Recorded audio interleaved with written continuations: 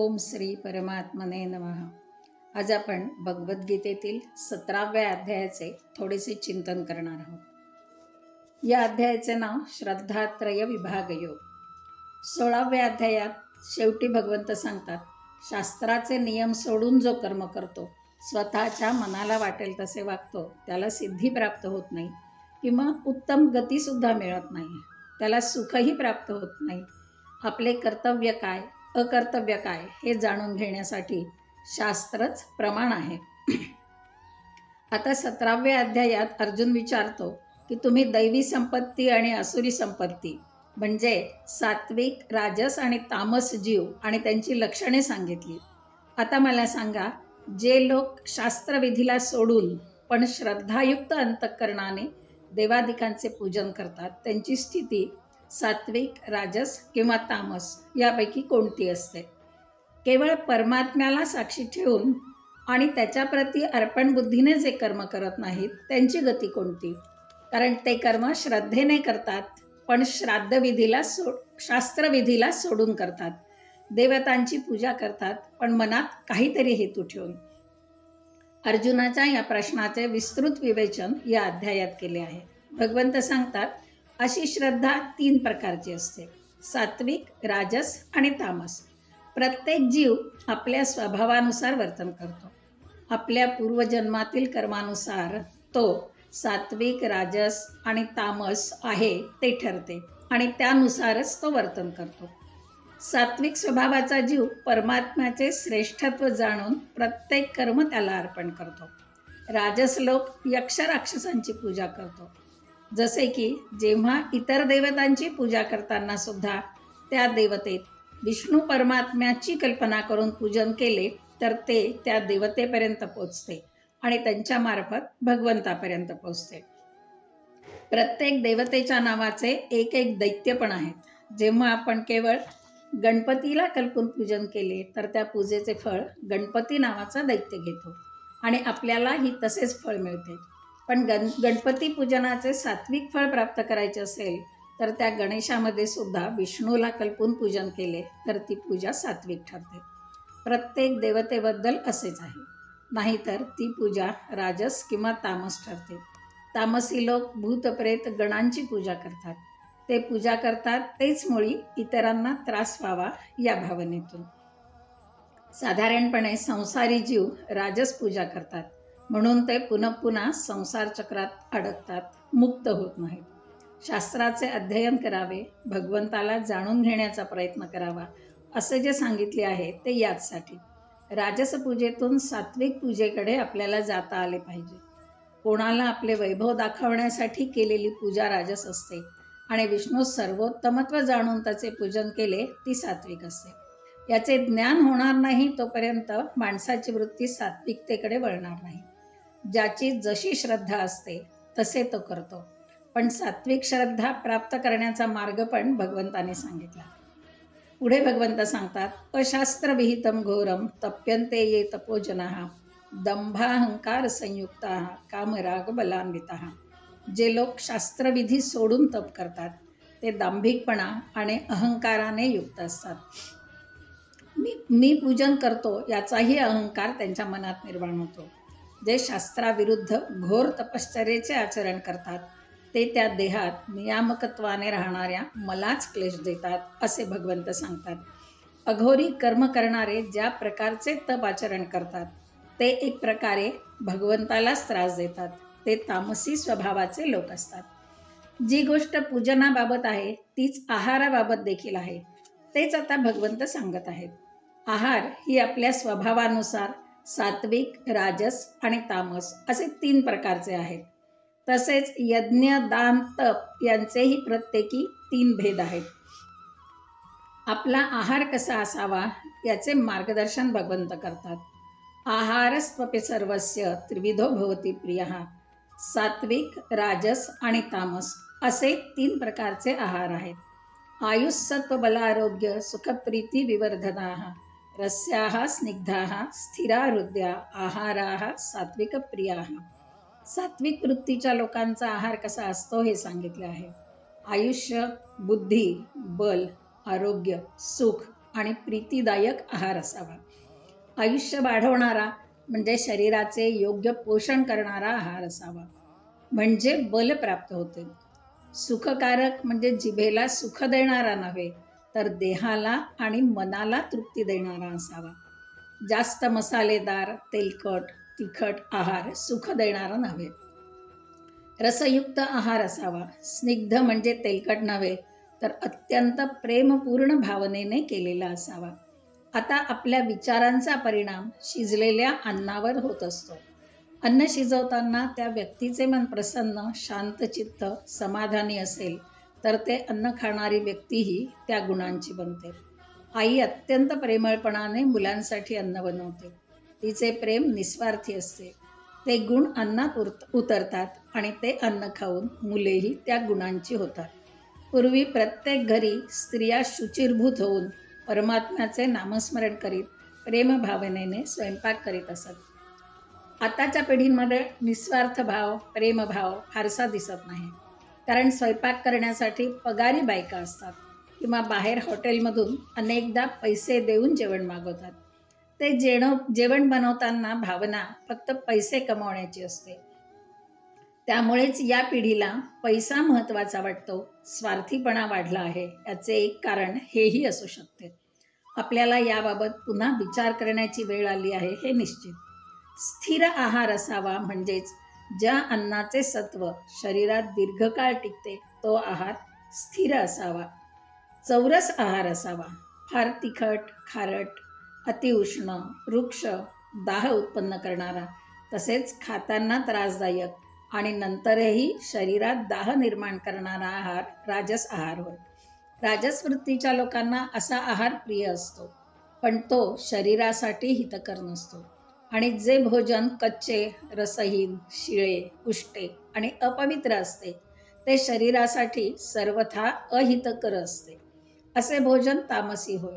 याने शरीराचे पोषण तर होत नाहीच, पण मन ही शुद्ध, पवित्र राहत नाही. यातयाम म्हणजे 3 तासापूर्वी तयार केलेले भोजन होय. यात कुठल्याही प्रकारचे पौष्टिक आणि शरीराला हितकर असे गुणधर्म राहत नाही. ज्या प्रकारचे भोजन आपण खातो त्या प्रकारचे आपले विचार बनत जातात. यज्ञ ही 3 प्रकारचे आहेत: सात्विक, राजस आणि तामस. यज्ञ या शब्दात दानयज्ञ, ज्ञानयज्ञ इत्यादीही समाविष्ट आहे. शास्त्रात जे यज्ञ सांगितले आहेत ते करणे हे आपले कर्तव्य आहे असे समजून कुठल्याही प्रकारच्या फळाची अपेक्षा न करता जो यज्ञ केला जातो तो सात्विक होय. असा यज्ञ भगवंताला प्रिय असतो. जसे की ज्ञानयज्ञ सुरू केला तर त्यात केवळ भगवंताविषयीचे ज्ञान अपेक्षित आहे, शिवाय त्यापासून कुठल्याही लाभाची, मोठेपणाची अपेक्षा न करता केला तरच ते सात्विक होते. किंवा शास्त्रात जे यज्ञ सांगितले ते केवळ भगवंताच्या प्रीतीसाठी केले तरच सात्विक होतात. केवळ आपले वैभव दाखवण्यासाठी अहंकारयुक्त होऊन केलेला यज्ञ हा राजस यज्ञ होय. आणि अन्नदान न करता, मंत्र न म्हणता किंवा दक्षिणा न देता अश्रद्ध होऊन केलेला यज्ञ कदापि फलद्रूप होत नाही, तो तामस यज्ञ होय. आहार आणि यज्ञ याप्रमाणे तपाचेही 3 प्रकार आहेत: कायिक, वाचिक आणि मानसिक. असे तिघांचे वर्णन करून पुढे या तिघांच्याही सत्व, रज, तम या गुणांचे वर्णन केले आहे. इथे तप म्हणजे केवळ अरण्यात जाऊन शरीराला पीडा देणे असा मर्यादित अर्थ नाही, तर तप म्हणजे आपल्या वर्णाश्रम धर्मानुसार सांगितली गेलेली कर्तव्य कर्मे असा अर्थ आहे. देव, ब्राह्मण, गुरु यांचे पूजन, पावित्र्य, सरळपणा, ब्रह्मचर्य, अहिंसा याला शारीर तप म्हणजे कायिक तप म्हणतात. नित्य देवपूजा करणे, ब्राह्मणांचा आदर करणे, गुरूंचे पूजन करणे म्हणजे कायिक तप आहे. शिवाय हे करत असताना काया, वाचा, मन यांची शुद्धताही अपेक्षित आहे. मन दुखावणार नाही असे बोलणे जे यथार्थ असावे, योग्य असावे, ऐकताना आणि नंतरही सुख वाटेल असे असावे, हे वाणीचे तप होय.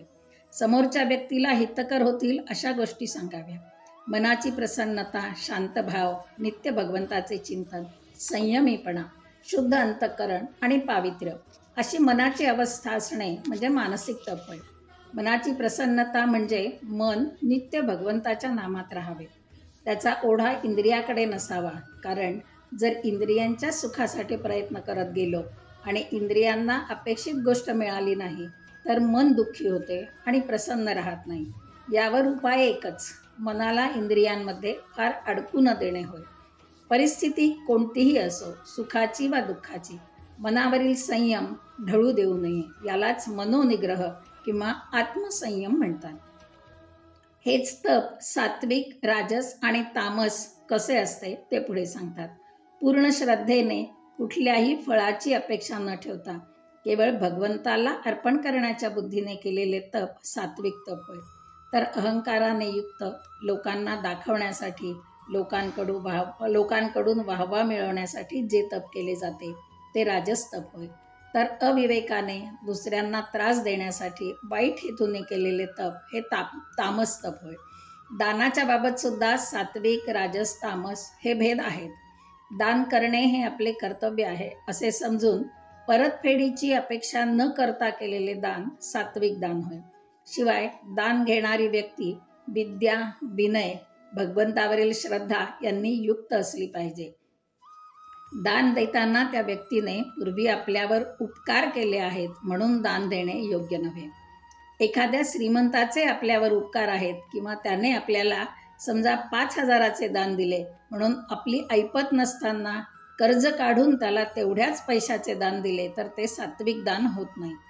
दान अशाच व्यक्तीला द्यावे तो त्याची परतफेड करू शकणार नाही, नाहीतर ते दान न होता व्यवहार होतो. परतफेडीच्या अपेक्षेने दिलेले दान राजस दान होय. आणि जे दान मनात दुराग्रह ठेवून, अपमान करून, अपवित्र स्थानी दिले गेले तर ते तामस दान होय. अन्यायाने संपादन केलेली वस्तू दान करू नये. रात्री 10 नंतर दान करू नये. घेणाराही प्रसन्न असावा आणि देणाराही प्रसन्न असावा. आतापर्यंत आहार, यज्ञ, तप, दान याचे सात्विक, राजस आणि तामस भेद सांगितले. हा जो भगवंत आहे त्याला कोणत्या नावाने हाक मारावे तर त्याचे उत्तर भगवंत पुढील श्लोकात देतात. ओम तत्सदिति निर्देशो ब्रह्मणस्त्रिविधा स्मृतः ब्राह्मणास्तेन वेदाश्च यज्ञाश्च विहितः पुरा. कोणत्याही नावाने हाक मारा, पण धार्मिक काम करताना ओम तत्सत या 3 नावांनी संबोधावे. पूजा सुरू करताना, मंत्र म्हणताना, प्रवचन करताना, दान देताना हरिओम म्हणून काम सुरू करावे. ओम हे प्राचीन कालापासून भगवंताचे प्रिय नाव आहे. ओम मध्ये संपूर्ण जगत व्याप्त आहे. संपूर्ण वेदांचे ज्ञान या ओम मध्ये समाविष्ट आहे. याच ओममुळे आमचे रक्षण होते. त्याचे दुसरे नाव आहे तत्, म्हणजे तो गुणपरिपूर्ण आहे, वेद जाणणारा आहे, सर्वत्र व्याप्त आहे. या एका नावाने त्याचे संपूर्ण गुणश्रेष्ठत्व लक्षात येते. असा तो प्रत्येक जीवामध्ये नियामक रूपाने राहतो. मुलांची नावे ठेवताना पूर्वीच्या काळी देवदेवतांची नावे निवडली जात, कारण आपण ज्या नावाने हाक मारतो तेव्हा अप्रत्यक्ष रूपाने भगवंतालाच हाक मारतो. म्हणून असेच नाव असावे जेणेकरून भगवंताचा अपमान होणार नाही. तिसरे भगवंताचे नाव आहे सत, म्हणजे चांगले, जे नित्य उत्तमच आहे ते. म्हणून बोलताना, व्यवहारात आपण एखाद्या चांगल्या गोष्टीचा उल्लेख करताना त्याच्यामागे सत लावतो, जसे सज्जन, सत्कर्म, सद्गुण इत्यादी. आपले प्रत्येक काम हे त्या श्रेष्ठ भगवंतासाठी असले पाहिजे, म्हणजे ते सर्वश्रेष्ठ होते. भगवंत सांगतात, यज्ञ करताना, दान देताना मला उद्देशून केलेले सर्व कर्म सत असते, पण त्यात श्रद्धा आवश्यक असते. श्रद्धा म्हणजे सात्विक विश्वास होय. अश्रद्धेने दिलेले दान, केलेले कर्म हे असत होते.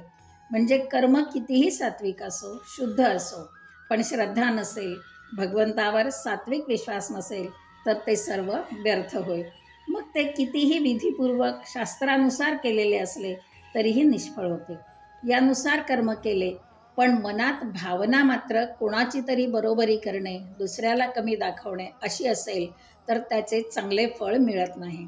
जसे एखाद्याने अत्यंत साधेपणाने पण पूर्ण श्रद्धेने एखादा यज्ञ केला आणि दुसऱ्याने खूप पैसा खर्च करून आपले वैभव दाखवण्यासाठी यज्ञ केला, तर निश्चितच साधेपणाने केलेल्या कार्याचे शुद्ध फळ प्राप्त होते.